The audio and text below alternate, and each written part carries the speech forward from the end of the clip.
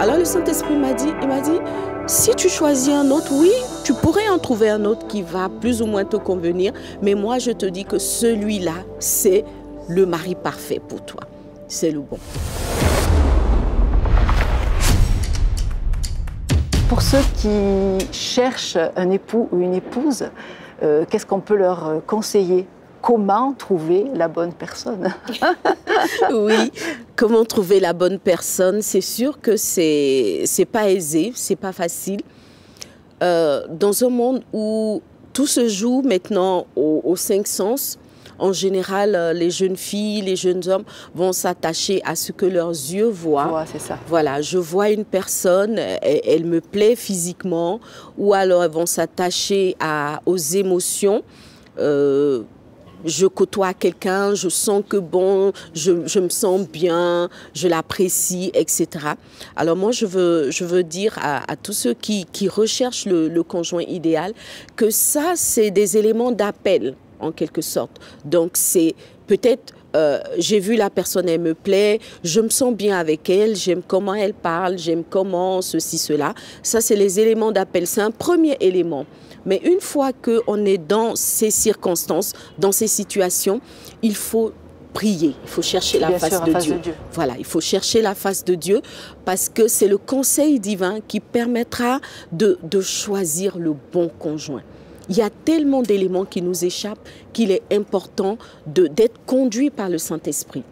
Et en étant conduit par le Saint-Esprit, on va se rendre compte que peut-être les éléments sur lesquels on s'était appuyé sont même pas ce qui importe. Voilà.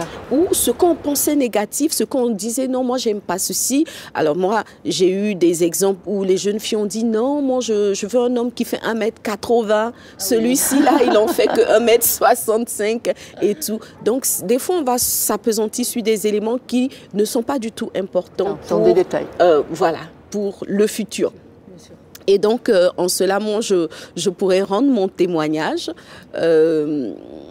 Alors, quand j'étais en âge de me marier, il y avait beaucoup de frères, dans l'église en tout cas, beaucoup de frères qui disaient qu'ils voulaient m'épouser.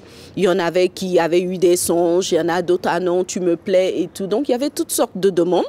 Et au milieu de toutes ces demandes-là, justement, il y a eu aussi Mohamed. Voilà, qui est mon mari actuel.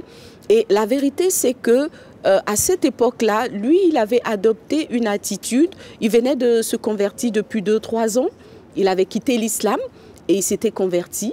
Mais quand il s'est converti, il a lu des ouvrages où les gens étaient tellement consacrés que lui, il s'était dit, il va se consacrer.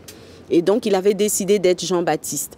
Alors, le frère, il s'habillait bizarrement, il avait des sandales là où il fallait pas. Et donc, c'était vraiment le Jean-Baptiste, quoi, quand tu le voyais. Alors moi, j'ai regardé, je dis, mais attends, celui-là, je ne peux pas l'épouser, c'est pas possible. Voilà, donc, extérieurement, il n'avait rien qui attirait le regard.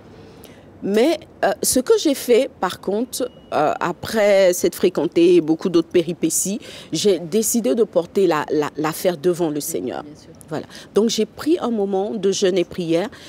Pendant 3 jours, j'ai prié en demandant au Seigneur, Seigneur, est-ce que celui-là ou un autre est le bon conjoint pour moi? Et je l'ai fait sérieusement. Voilà, en regardant vraiment que je voulais que Dieu me parle. Donc pendant 3 jours, j'ai prié et le dernier jour, j'étais dans ma chambre en train de prier parce que j'avais vraiment mis du temps à part pour cette question-là. Et pendant que je priais, j'ai entendu la voix du Saint-Esprit me dire Liliane, est-ce que tu veux vraiment que je te dise si cet homme est bien pour toi? J'ai dit oui, Père, moi je veux que tu me parles. Alors il m'a dit, écoute, c'est vrai que extérieurement, il n'a rien d'attrayant, mais moi, ton père, si tu estimes que je suis ton père, je te dis, celui-là, c'est le bon conjoint pour toi. Ah, j'ai dit, oh Seigneur, est-ce que tu crois vraiment que c'est le bon conjoint?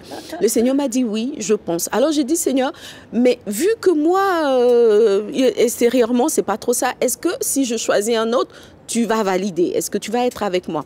Alors le Saint-Esprit m'a dit, si tu choisis un autre, oui, tu pourrais en trouver un autre qui va plus ou moins te convenir.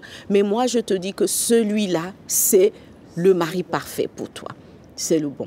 Alors quand j'ai reçu ça, j'ai dit, OK Seigneur, j'accepte ton conseil et je vais travailler dans ce sens-là. Voilà. Et quand je me suis levée de ce moment de prière, je savais que celui-là, il serait mon conjoint. Donc ça n'a pas été facile avec la famille parce que bon, la famille voyait aussi ce que tout le monde voyait, le gars qui se négligeait et tout. À côté, il y avait d'autres demandes. Parce que c'est ça en fait, il ne faut pas regarder des questions matérielles et tout ça, parce qu'à côté, il y avait des personnes qui travaillaient déjà, il y avait... des fois aussi, les filles, elles vont dire non, moi je veux telle race, telle nationalité, etc. Non, il ne faut pas aller sur ces considérations, il faut vraiment chercher le conseil du Saint-Esprit. Et aujourd'hui, moi, je fais que dire gloire à Dieu. Seigneur, merci de m'avoir parlé. Voilà, donc avec le temps, il a changé, il est plus Jean-Baptiste. C'est quelqu'un qui respecte vraiment son épouse, donc je crois avoir fait le bon choix avec l'aide du Saint-Esprit. Donc, à toutes les personnes qui cherchent le bon conjoint, je veux dire, basez-vous sur l'inspiration divine, laissez l'Esprit de Dieu vous conduire. Et puis, ne restez pas sur des questions trop superficielles. Voilà. Shalom, j'espère que vous avez aimé cette vidéo. Abonnez-vous pour ne pas rater nos programmes. Merci de faire partie de notre famille TBN. Que Dieu vous bénisse. Shalom de Jérusalem.